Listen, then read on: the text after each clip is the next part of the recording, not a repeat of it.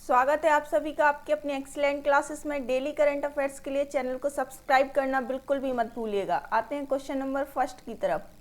जम्मू कश्मीर में किस नदी परियोजना की तुलना नमामि गंगे परियोजना से की गई है? वह कौन सी नदी है जम्मू कश्मीर की जिसकी तुलना नमामि गंगे से की गई है?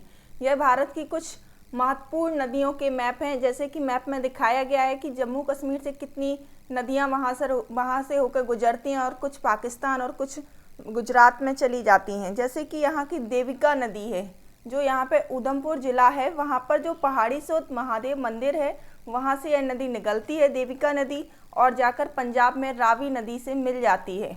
इस नदी में परियोजना चलाई जा रही है जो प्रदूषण फैलता है उसको रोकने के लिए, क्योंकि नदियों में प्रदूषण को रोकने के लिए एनआरसीपी की स्थापना 1995 में की गई थी। यह वह संस्था है जिसे केंद्रीय वित्त पोषित योजना के तहत रखा गया है। इसमें नदियों में जो भी प्रदूषण होता है उसकी यह जांच करती है और उसमें सुधार करने का भी काम करती है।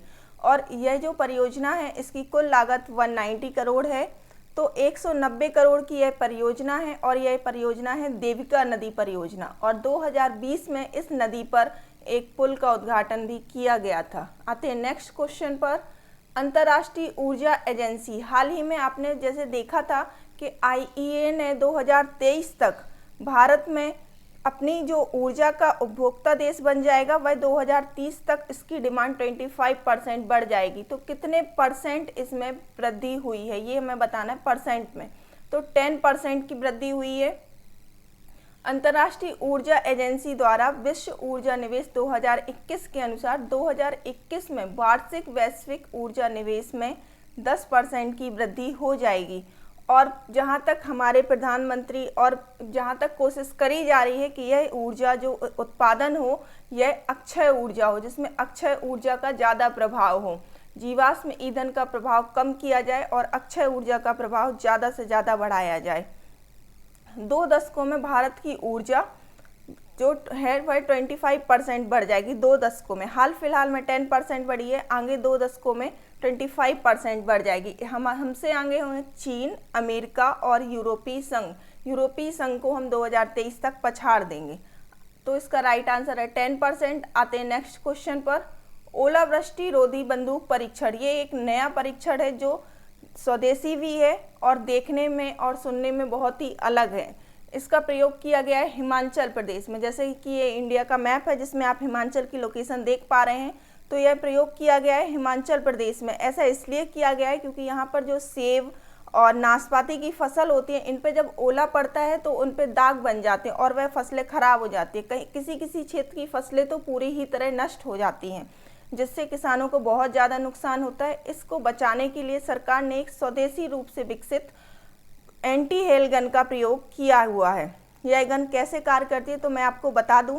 बादलों में जो ओले का विकास होता है उसको बाधित करने के लिए एक बंदूक के माध्यम से एक आघात तरंगे शॉक वेव्स उत्पन्न करी जाती हैं, जिससे यह मशीन बादलों में जाकर शॉक वेव्स उत्पन्न करती है और जो जल बूंदें इकट्ठी हो रही होती हैं ओले के रूप में उनको इकट्ठा नहीं होने देती, उनको फैला देती है।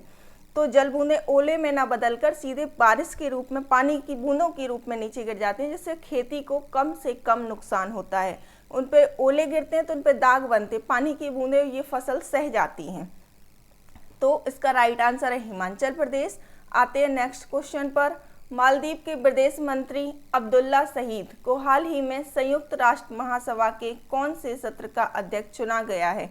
भारत और मालदीव के हिमाचल जो हिंद महासागर है उसमें भारत का मालदीव अहम पड़ोसी राज्य है, अहम पड़ोसी देश है मालदीव, और इससे भारत के संबंध भी बहुत ही अच्छे हैं।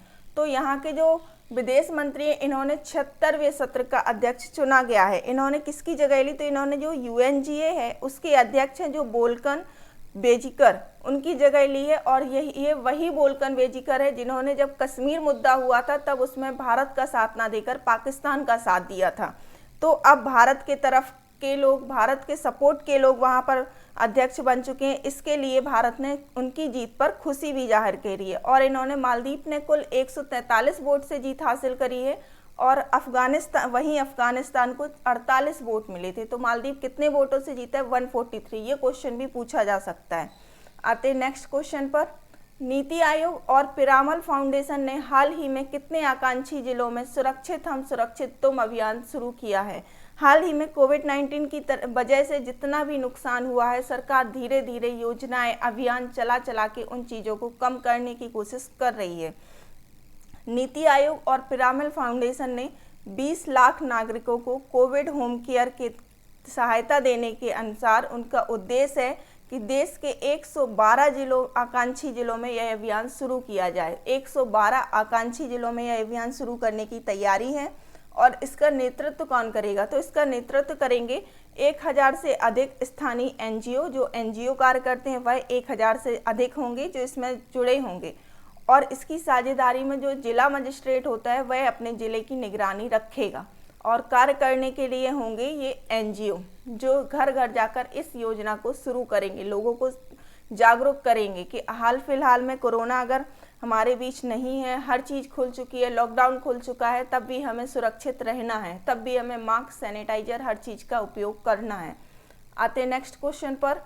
किसने वर्ष 2020 में रक्षा मंत्रालय में किए गए 20 सुधारों पर ई पुस्तिका जारी करी है? जैसे कि आप फोटो में देख पा रहे हैं, हमारे रक्षा मंत्री राजनाथ सिंह ने इस पुस्तिका को जारी किया है। इस पुस्तिका को जारी करने का जो रक्षा मंत्रालय का उद्देश्य है, तो वह इसलिए जारी किया है क्योंकि वे बताना चाहते हैं इस पुस्तिका के माध्यम से कि देश में रक्षा क्षेत्र के उज्जवल भविष्य से संबंधित एक महत्वपूर्ण दस्तावेज प्रस्तुत किया है उन्होंने, जो भविष्य में बताएगा कि चीज़ें कैसे हुई हैं, कैसे रक्षा मंत्रालय में इतना महत्वपूर्ण चेंज आया है, कैसे इतना उज्जवल भविष्य रहा है। इन सब चीज़ों को का परिचय दिया गया है इस पुस्तक में।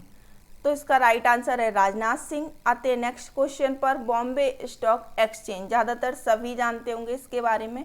इसके कितने करोड़ पंजीकृत यूजर्स का आंकड़ा पार कर लिया है? तो इसने 6 करोड़ से 7 करोड़ पर पहुंच गई है अब इसके यूजर्स की डेट। इसके यूजर्स का जो भी पंजीकृत यूजर्स हैं उनका आंकड़ा 6 करोड़ से 7 करोड़ पहुँच गया है। और 6 करोड़ से 7 करोड़ तक पहुंचने में मात्र 139 दिन लगे हैं बीएसई को 6 करोड़ से 7 करोड़ पहुंचने में। बॉम्बे स्टॉक एक्सचेंज एशिया का सबसे पुराना स्टॉक एक्सचेंज है और ऐसे 2 एक्सचेंज यहाँ पर हैं, जिनका पहला है बॉम्बे स्टॉक एक्सचेंज और दूसरा है नेशनल स्टॉक एक्सचेंज। और जो बॉम्बे स्टॉक एक्सचेंज है उसकी स्थापना 1875 में हुई थी और इसका जो हेडक्वार्टर है वह है मुंबई में। आते नेक्स्ट क्वेश्चन पर।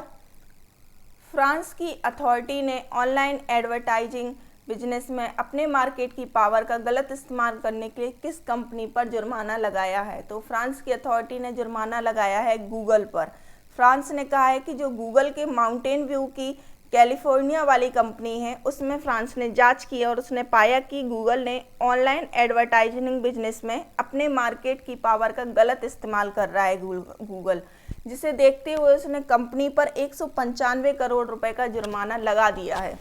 किस लिए लगाया है? ऑनलाइन एडवर्टाइजिंग बिजनेस में मार्केट की पावर का गलत इस्तेमाल करने के लिए यह जुर्माना गूगल के ऊपर लगाया गया है। आते नेक्स्ट क्वेश्चन पर। इंटरनेशनल गोल, तो जो भारत के सुनील छेत्री हैं, उन्होंने इसमें लियोन मेसी को भी पछाड़ दिया है। कितने गोल के साथ पछाड़ा है? तो इन्होंने 74 गोल करके 10वें स्थान पर पहुंच गए हैं, जबकि लियोन मेसी 72 गोल के साथ 12वें स्थान पर। यह लियोन मेसी से एक कदम आगे है, यह 10वें स्थान पर पहुंच गए हैं।